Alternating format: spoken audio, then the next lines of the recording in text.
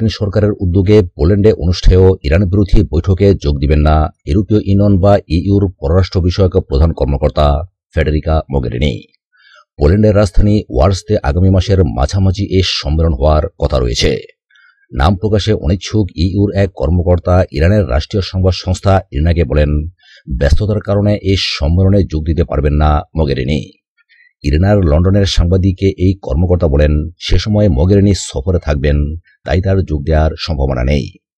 এদিকে মার্কিন দৈনিক ওয়াল স্ট্রিট জার্নালের খবর বলা হয়েছে, মোগেরিনি ব্যস্ততার কারণে যোগ দিতে পারবেন না বলে ইরনা যে প্রতিবেদন প্রকাশ করেছে তাকে নিশ্চিত করেছেন ইইউর এক পদস্থ কর্মকর্তা।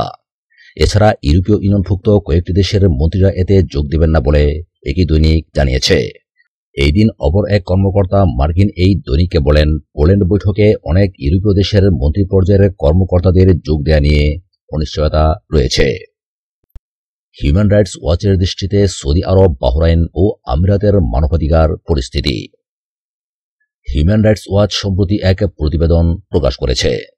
ওই প্রতিবেদনে পারস্য উপসাগরীয় সহযোগিতা পরিষদ বা পিজিসিসিভুক্ত তিনটি দেশের মানবাধিকার পরিস্থিতিকে ভয়াবহ বলে উল্লেখ করেছে।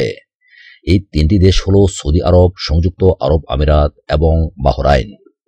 পিজিসিসিভুক্ত অপর তিন দেশ কাতার, কুয়েত ও ওমান সবসময় পশ্চিম এশিয়া অঞ্চলে স্থিতিশীলতা ও সহযোগিতা বৃদ্ধি করতে চায়, আর সৌদি আরব, বাহরাইন ও আমিরাত চায় উত্তেজনা ও সহিংসতা জিইয়ে রাখতে।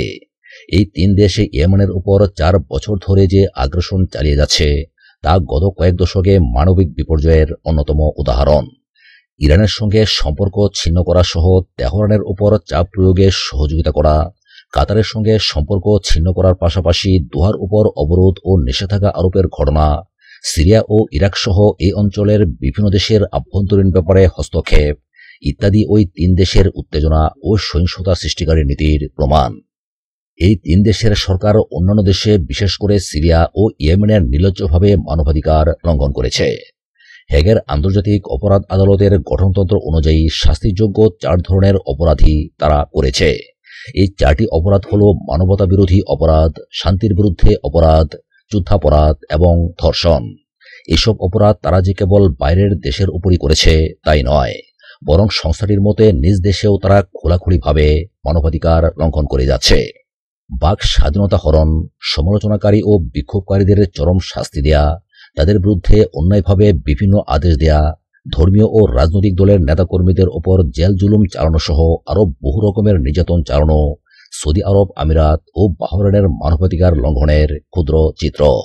বাহরাইনে তো জেল জুলুমের মতো অন্যের পাশাপাশি বিরোধীদের নাগরিকত্ব হরণ করা হয়।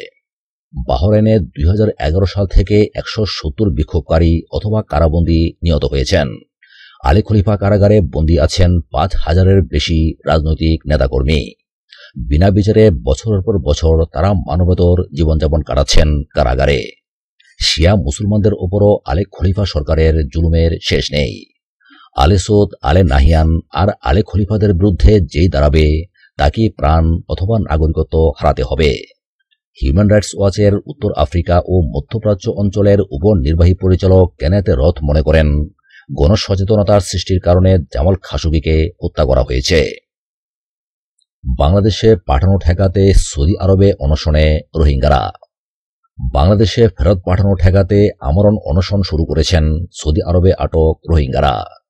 এসব রোহিঙ্গাকে বাংলাদেশে ফেরত পাঠানোর জন্য একটি বন্দিশালায় এনে জড়ো করা হয়েছে।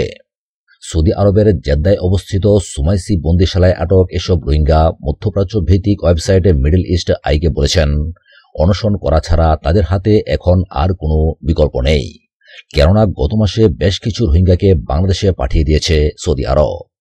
মিয়ানমার থেকে যখন নতুন করে রোহিঙ্গারা বাংলাদেশে প্রবেশ করছে, এরই মাঝে সৌদি থেকেও বিতরণের এই ঘটনা ঘটছে। মিডল ইস্ট আই জানিয়েছে, বন্দিশালা থেকে সংগৃহীত ছবি ও ভিডিওতে দেখা যাচ্ছে বন্দীরা তাদের খাবার সংগ্রহ করতে অস্বীকার করছে। তারা তাদের দেয়া খাবার মেঝেতে ফেলে দিচ্ছে, আর ইমিগ্রেশন অফিসাররা সেগুলো সরিয়ে নিচ্ছে। মিডল ইস্ট আইকে কিছু রোহিঙ্গা জানান, সুমাইসি বন্দিশালায় আটক রোহিঙ্গারা নিজেদেরকে রক্ষা করার জন্য তাদের নাম পরিবর্তন করেছেন।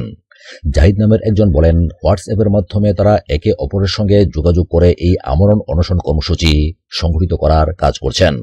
জাহিদ নামের ওই বন্দি রোহিঙ্গা বলেন, আমরা যখন আমাদের অনশন শুরু করি তখন সংখ্যাটি ছিল ৩০০। পরে ধীরে ধীরে অনেকেই আমাদের এই অনশনে যোগ দিতে থাকেন। অনশনে অংশগ্রহণ করা একজন বৃদ্ধকে ইতিমধ্যেই হাসপাতালে ভর্তি করা হয়েছে। তিনি আরো বলেন, আমরা জানি না আমাদের এই অনশন কতদিন চলবে। তারা আমাদেরকে খাওয়ানোর চেষ্টা করছেন। আমাদের জন্য দোয়া করবেন। তাদের কাছ থেকে জোরপূর্বক মোবাইল ফোন কেড়ে নেওয়া হচ্ছে বলেও জানান তিনি। প্রসঙ্গত, সৌদি আরবে গত ৪ মাসের মধ্যে এ নিয়ে দ্বিতীয়বার রোহিঙ্গা বন্দীরা অনশন করছেন।